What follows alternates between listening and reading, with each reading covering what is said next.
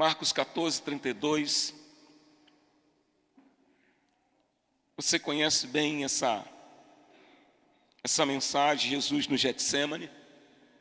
Getsemane nós sabemos que é lugar de prensa, lugar de ser exprimido. E ele vai para um monte e acontecem alguns fatos no meio do caminho que Pedro disse que jamais deixaria ele, ainda que todos se escandalizassem, ele não. Mas Jesus ele estava com um propósito, de ir para o monte. E neste lugar, onde diz assim no verso 32, então foram a um lugar chamado Getsemane.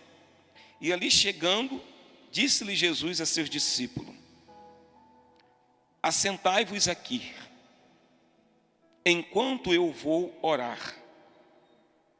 E levando consigo a Pedro, Tiago e João, e começou-se a sentir tomado de pavor e de angústia. E lhe disse: a minha alma está profundamente triste até a morte. Ficai aqui e vigiai. E adiantando-se um pouco, prostou-se em terra e orava para que, se possível, passasse dele aquela hora. E dizia: Abba, Pai, tudo é possível. Passa de mim este cálice. Contudo, não seja o que eu queira, mas sim o que tu queres. Voltando, achou-os dormindo e disse a Pedro: Simão, tu dormes? Não podes vigiar nem uma hora? Vigiai e orai, para que não entreis em tentação. O espírito, na verdade, está pronto, mas a carne fraca. Amém? Eu li bem pausadamente. Jesus, ele vai a um lugar para orar. Jesus tinha 12 discípulos, 12 homens que ao qual ele escolhera para andar 24 horas ao seu lado. Homens ao qual ele tinha soprado o seu espírito sobre eles. E já nos seus últimos instantes na terra, nos seus momentos finais, preparatório para a sua crucificação, Jesus faz uma ceia e convida 3 homens: Pedro, Tiago e João. E Jesus ele começa a se expressar como ele estava se sentindo naquela hora, contando para aqueles 3 amigos a sua profunda dor de ter que morrer na cruz, sofrer toda a agonia, e disse: eu estou profundamente entristecido. Ele não viu nenhuma resposta dos seus discípulos. Então ele disse para que eles ficassem, que ele ia se retirar e ele ia orar ao Pai. E manda que eles ficassem ali vigiando. Jesus queria que aqueles 3 homens, que ele convida para ir contigo, que ele compartilhe a sua agonia, que no mínimo eles estivessem ali verdadeiramente naquele momento que ele mais precisava, de estar ali suplicando, enquanto ele estava ali um pouco adiante orando. E a Bíblia fala que ele disse: a minha alma está profundamente entristecida até a morte, ficai aqui. Quando Jesus, lá no capítulo 24, aproximadamente versículo 37, 38, se não me engano, de Lucas, ele disse: olha, vá para Jerusalém e ficai até que receba a promessa. Ali Jesus já tinha passado pelo momento, e agora ele estava ordenando que eles fossem para Jerusalém. Aqui Jesus ainda não tinha passado pela cruz. Jesus estava olhando para aqueles discípulos e disse assim: eu vou ver até onde realmente eu posso contar com eles. Até onde eu posso contar com ele, porque eu estou expressando o que eu estou sentindo, eles não se tocaram. Então fiquem aqui. Jesus te trouxe aqui hoje para você adorar ele. para você expressar, reconhecer a dor que ele padeceu na cruz por você, pelas chibatadas que ele levou, pelas esbofeteadas que ele levou. E tudo que ele quer de nós é que nós permanecemos. E permanecer não é estar dentro de um templo. Permanecer é verdadeiramente viver Cristo na nossa vida. E naquele momento que ele diz: ficai aqui e vigiai, Jesus se retira. Jesus começa a declarar para o Pai: está sendo muito difícil, a dor é muito grande,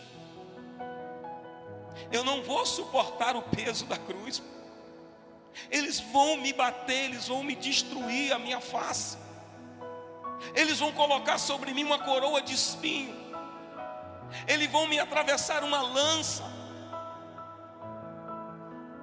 Não deixe eu sofrer, Pai. Ele suplicando ao Pai. Sabe o que o Pai disse para ele? Nada. E ele reconhece. Então que seja feita a tua vontade, porque no dia 17 de setembro de 2023 vai ter um povo sentado ouvindo essa mensagem, e que precisa que eu morra na cruz, e que precisa que eu passe tudo isso para que um dia eles venham sentar conosco na eternidade. E tudo que ele requer de mim e de você é que nós permanecemos na presença dele, vigiando para que nós não venhamos entrar na tentação, porque as tentações têm batido a porta todos os dias. As dificuldades têm batido a porta todos os dias. Jesus só deixou isso escrito para a gente lembrar do preço que ele pagou por mim e por você naquela cruz, que nenhum homem teve coragem de pagar. É por isso que muitas pessoas aceitam Jesus e logo partem, porque pode ser o seu momento de salvação e a sua última oportunidade. Eu trabalhei com um homem por mais de 20 anos, ficou desviado. E quando ele voltou para Jesus, ele durou 6 meses na terra. E ele se entregou mesmo a Jesus. E no dia que nós estávamos no velório dele, nós não sabíamos se ria ou se chorava de alegria. Por quê? E nós entendemos naquele dia, Deus deu 6 meses para ele desfrutar do bem e do melhor e levou ele, porque se ele ficasse, ele correria risco de voltar a cair em tentação. Todos nós temos que permanecer e vigiar. E Jesus, quando fala isso para os seus discípulos, que ele se retira e vai olhar, ele fala quando ele volta, como que ele encontra os discípulos? Aqueles discípulos que tinham acabado de dizer: Senhor, ainda que o povo se escandalize, mas eu estou contigo até possível, até morro com o Senhor. Quantos de nós já falam: Senhor, eu não te largo? Às vezes nós não saímos da casa do Senhor, mas dentro de nós já largamos Jesus, já deixamos de praticar a fé, já deixamos de praticar a verdade, porque nós temos um problema sério: tornamos conhecedores da palavra. Essa semana eu estava estudando sobre o provérbio, fala que é melhor a sabedoria do que o ouro, é melhor a prudência do que a prata. Quando Jesus fala, quando Salomão está falando isso, ele está falando do Senhor, porque ele é dono do ouro e da prata, ele é a sabedoria, ele é a prudência. E quando eu tenho sabedoria, eu sou também prudente. E esses discípulos, Jesus já tinha falado com eles: eu vou orar. E quando ele começa a orar, ele começa a falar com o Pai, pedindo que passasse desse cálice. Quando ele volta, ele encontra dormindo. Dormindo significa que Jesus demorou alguns minutos, talvez algumas horas. Tem gente que já ouviu falar que Jesus vai voltar. Como eu ouço diariamente, ouço falar que Jesus vai voltar, já tem 50 anos, já tem 60 anos. Eu vou dar uma voltinha pelo mundo aí, depois eu volto. Jesus é amor, ele é misericórdia, então eu me arrependo e volto. E se não der tempo? só. Se preocupa não que as crianças brincando. Só acontece em coisa ao vivo. Talvez muitos de nós nos assentamos no banco da igreja, esperando Jesus voltar um dia, e acabamos dormindo. E o sono espiritual, muitos de nós não percebemos quando estamos dormindo. Quando falta em nós o fervor na oração, quando falta em nós o fervor da meditação da palavra, quando eu venho para a casa do Senhor e não trago para Ele uma adoração expressiva da minha alma para Ele, é sinal que eu estou começando a cochilar. E muitos começam a entrar em estagnação espiritual, e fica estagnado e acha pelo conhecimento intelectual que tem, porque conhece a palavra, mas não vive o fervor da palavra. Esses discípulos estavam perto de Jesus, comiam com Jesus, tinham acabado de cear com Jesus, mas o cansaço foi tão grande. Talvez as caminhadas no sol escaldante, no deserto, levou eles a cansarem fisicamente. Mas Jesus já tinha avisado para eles: ficai aqui e vigiai. Vigiar é o quê? Ficar em sentinela, ficar atento. Quando Caim, ele foi para matar Abel, o Senhor disse para ele: olha, cabe a ti dominar essa ira que está aí dentro, está no seu domínio. Deixa eu falar uma coisa para você. Jesus já fez a parte dele por nós. Ele não vai mais fazer o que nós temos que fazer.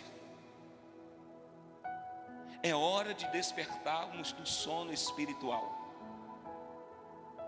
E quando nós estamos dispersos desse sono espiritual, há dentro de nós um clamor muito grande para viver mais de Deus.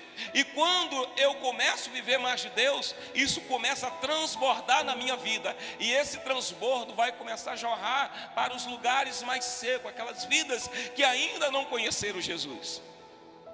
Esses discípulos estavam com Jesus, conhecia Jesus, sabia do milagre que Jesus fazia, mas ainda não tinha ainda experimentado da plenitude de Cristo na vida deles. Fato é que quando Jesus, ele é preso, ele é crucificado, ele morre, eles se dispersam. E se você observar, os olhos de Cristo estavam sempre em Pedro. A primeira pessoa, quando ele volta da oração, ele diga: Pedro, ô Pedro, que negócio é esse? Nem sequer uma hora você pode vigiar comigo, pode orar comigo?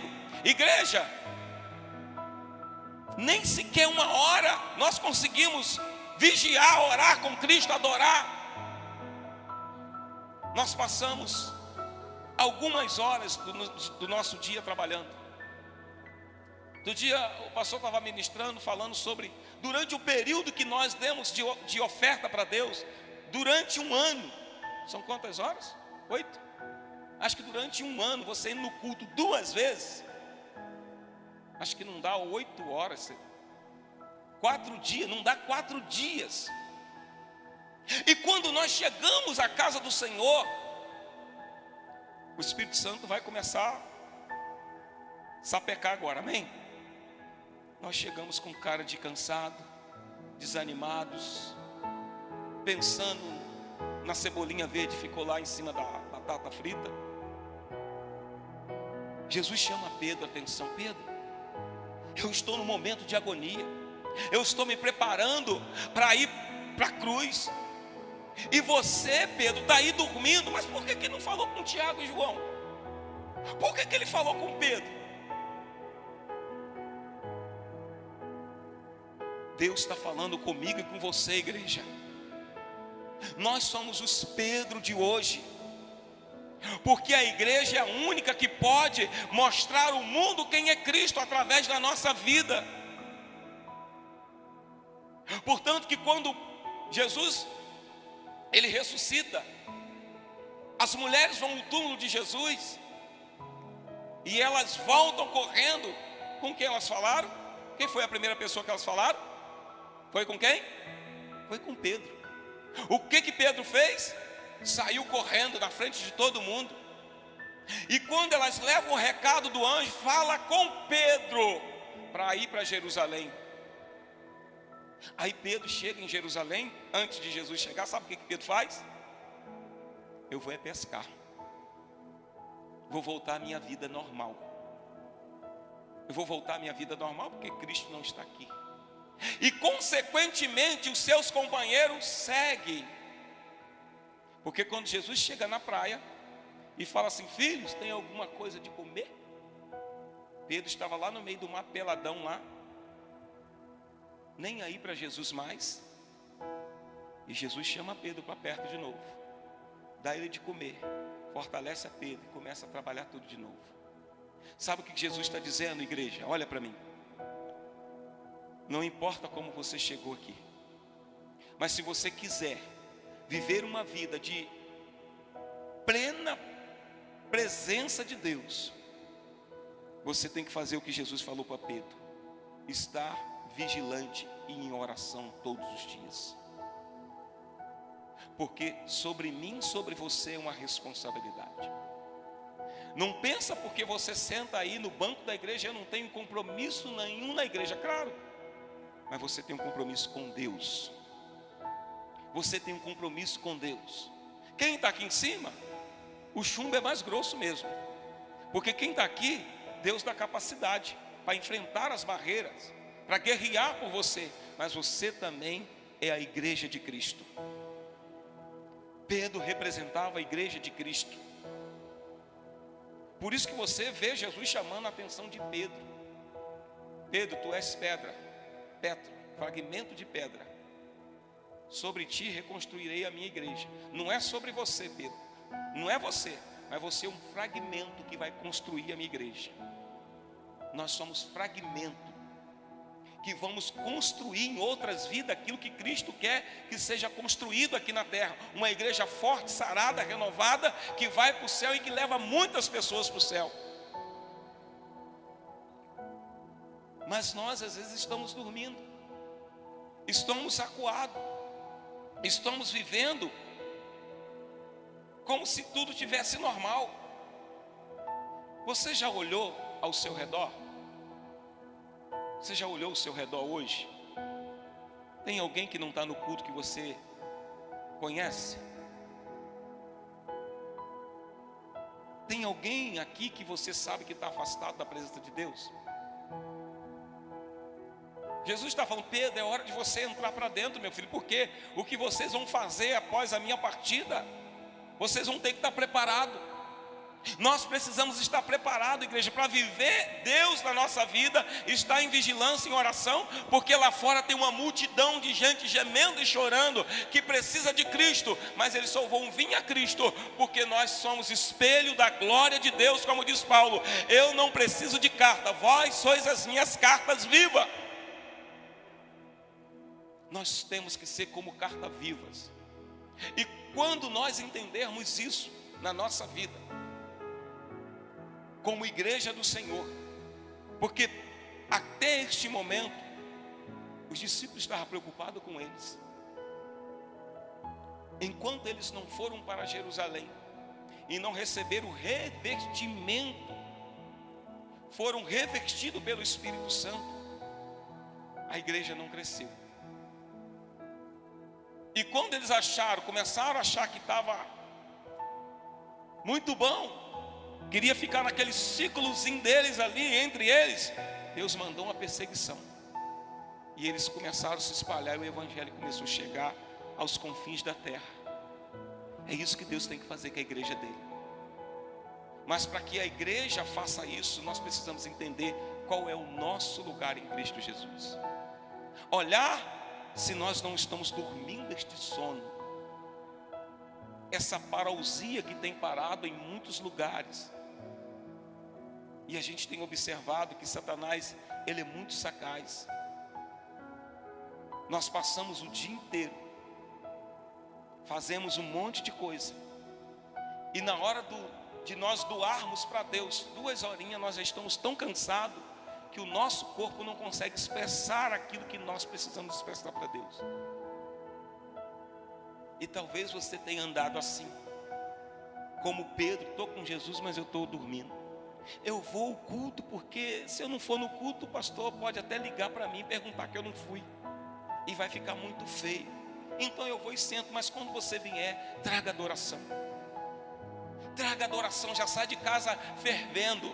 O culto não começa aqui, o culto começa já na minha casa. O culto começa no carro. Quando eu já entro na igreja, já estou adorando ao Senhor. Porque eu não preciso de um movimento para mim ter expressão. Eu já estou em movimento desde quando eu me levantei para adorar o Senhor. E quando isso for gerado em cada um de nós, nós começamos a mudar a nossa fisiologia interna. E nós vamos começar a refletir isso na nossa face. As pessoas vão começar a chegar até nós e perguntar: o que está acontecendo com vocês? Eu quero esse Deus maravilhoso. Mas para isso nós precisamos despertar deste sono. Porque Jesus está do nosso lado. Ele não está mais do nosso lado. Ele disse que eu vou para o Pai e vou preparar lugar, mas eu voltarei. Mas ele não ia voltar mais em um corpo físico. Ele voltaria para morar dentro daqueles que desejaria viver e fazer conforme ele fez. O irmão quase mencionou aqui na palavra do mês. Jesus disse: essas mesmas coisas que eu faço, vós podereis fazer até mais. Até mais. Ele nos deu uma autoridade. Mas para usar essa autoridade, você tem que estar cheio do poder de Deus. Porque Pedro, até esse momento aqui, ele tinha o Espírito Santo, mas ele ainda não estava cheio do Espírito Santo. Porque depois que ele foi cheio do Espírito Santo do Pentecoste, em uma só pregação ele converteu milhares de pessoas. É por isso que Jesus olhou para ele e disse: Pedro, você está dormindo. Fragmento de pedra, você está dormindo. Enquanto você dorme, tem gente morrendo. Enquanto você está paralisado espiritualmente, focado nos seus problemas, no seu ser, tem gente perecendo. Jesus não nos chamou só para nós desfrutarmos daquilo que Ele nos deu, é para nós distribuir. Olha o fato interessante, se eu não me engano, Atos 2, 42 ou 47, não me engano, no versículo. O povo, quando estava dentro do templo adorando, acontecia algo extraordinário do lado de fora do templo. Porque aquele povo gentil ficava do lado de fora querendo saber o que estava acontecendo naquele lugar, que aquele povo saía de lá tão transbordante que eles queriam também. A irmã falou da alegria de estar ali ontem no segundo tempo recebendo, e é visível ver a alegria que ela está. Mas quantos não estão vivendo o que a irmã viveu, o que precisa viver? E quem vai fazer isso? Somos nós. Cheio dessa alegria, você contagia todo mundo. Por isso que Jesus disse: Pedro, desse jeito, meu filho, como que eu vou contar contigo? Você está dormindo. Nem sequer conseguiu orar enquanto eu estava ali. Eu estava ouvindo uma parábola interessante. Uma mulher foi ao médico com um problema na rótula do joelho, cheia de inflamação. E o médico falou assim: eu tenho uma técnica fantástica que cura. O que é, doutor? Você vai chegar em casa, você vai pegar meio quilo de feijão, vai espalhar no piso e vai ficar 2 horas de joelho. Porque enquanto você estiver ajoelhado, o feijão ele vai inalar uma substância que vai penetrar nos seus ossos, você vai ficar curada. Ah, é, doutor? Isso aí. Se o médico falasse para você assim: olha, esse problema que você tem, se você ficar 2 horas pendurado de cabeça para baixo, você vai ficar curado, certamente tu faria, não faria? É certo, doutor? Certo, eu provo, dou um laudo aqui, que se não ficar eu te pago tanto. Então tá bom. E por que 20 minutos na presença de Deus cansa? Por que cansa? Como que nós queremos ser cheios do Espírito Santo se nós não estamos conseguindo trazer essa essência para dentro de nós. Como que nós vamos experimentar? Como que nós vamos impactar o mundo? Como que nós vamos impactar Nova Friburgo? Não, somente quando nós despertarmos do sono. Eu vim de um lugar onde nós tínhamos que manter aceso 24 horas. Deus não nos salvou para nós vivermos só mamando na chupeta do Espírito Santo e não distribuir. Deus já te deu o suficiente para você transbordar. Só que você tem se escondido atrás de alguma coisa. Hoje não dá.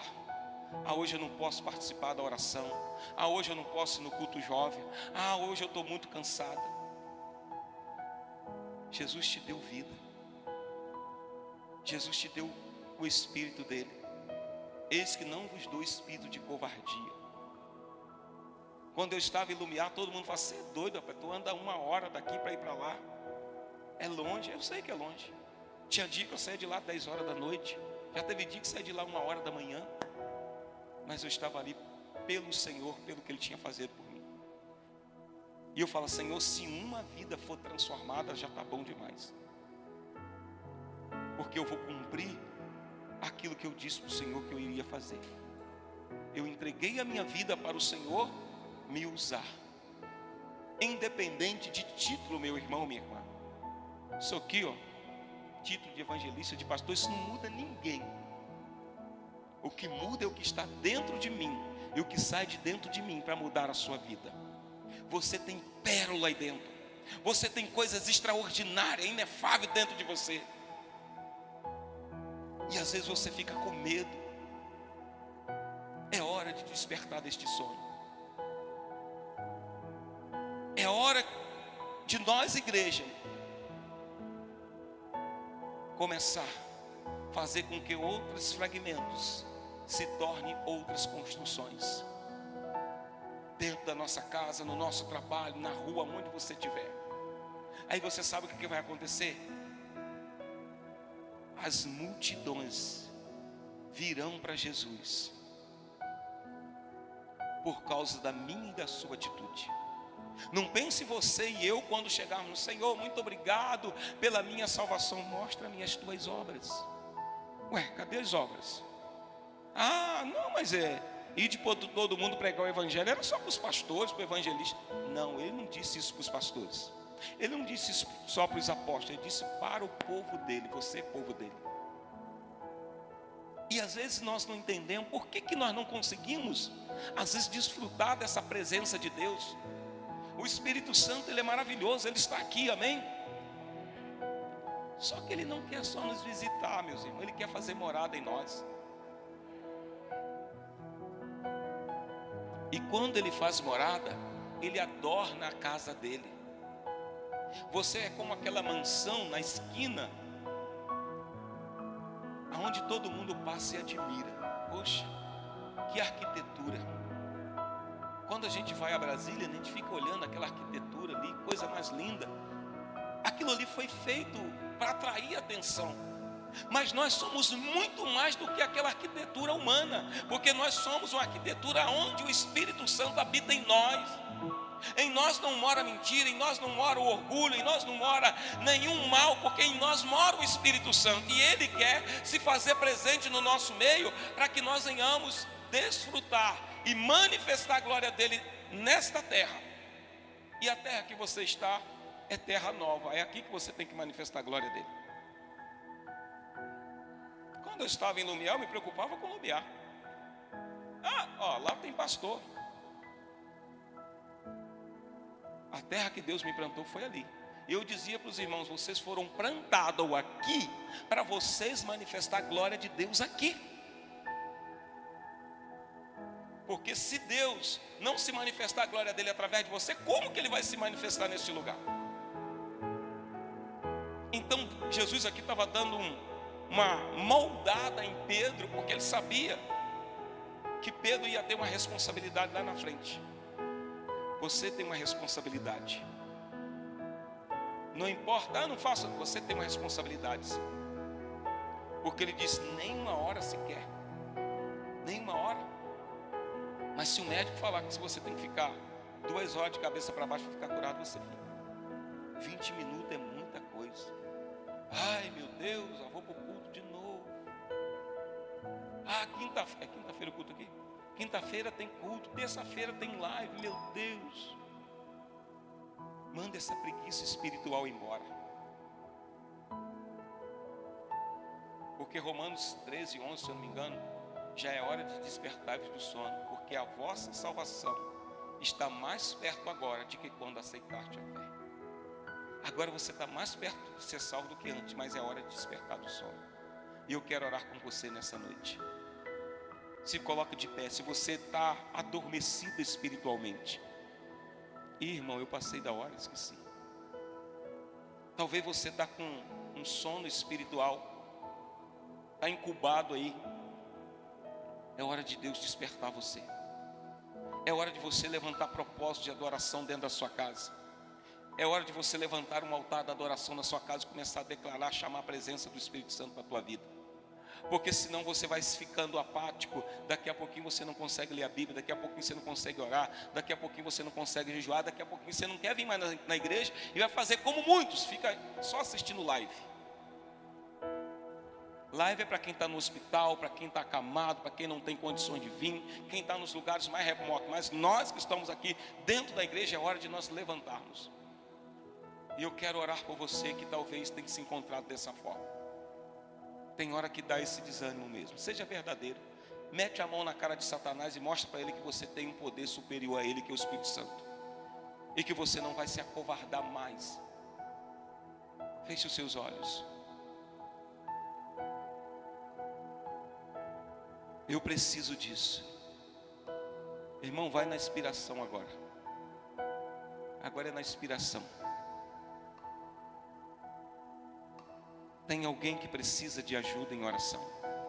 Eu preciso. Tem dia que não tem sido fácil para mim. Tem dia que realmente eu até dobro os meus joelhos.